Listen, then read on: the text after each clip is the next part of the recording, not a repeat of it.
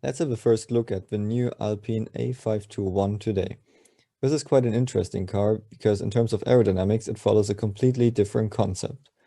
The Renault engine used to be the most popular engine in 2013 when they won the championship for the fourth time in a row. But they started developing the new 2014 turbo engine too late and started with a conservative engine concept. They were not competitive for years and lost their customer teams to other engine manufacturers over the years.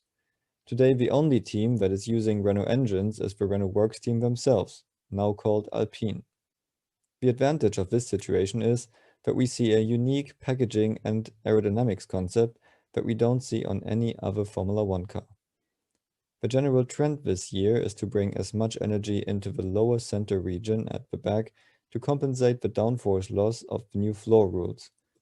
All other teams design bodyworks with a strong downwash above the side pods to drag unobstructed high-energy air into the lower rear area. But this also means that you need to push your radiators down to the floor to be able to design such a bodywork. This, on the other hand, compromises your coke line. You want the coke line to be as straight as possible to get additional high-energy air into the rear area. It looks like Mercedes raised the rearward part of the radiator slightly off the floor to improve the coke line. Alpine uses a very different concept. They placed the parts of their main cooling in the center to slim down the side pods. Also, this has been done by other teams before, but they take it to the next level now. The bodywork looks like they placed another radiator behind the engine intake, which creates this massive center section. But this slims down the radiator package in the side pods even more, and it looks like they positioned them relatively high at a very low angle. This now gives them a coke line that is much tighter and straighter than any other team, and the air can almost flow straight along the car to the back, if we exaggerate a bit. But this also means that they don't have a downwash bodywork like the competitors. This is changing the flow field around the car quite a bit.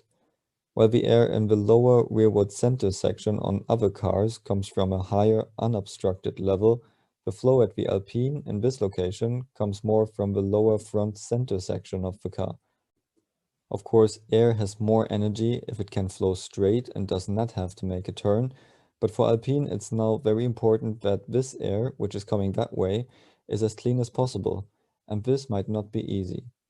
It also looks like this extreme concept can only be competitive with a slim nose, because a wider nose would obstruct the flow in this area too much. How do you like the new Alpine? Let me know in the comments below.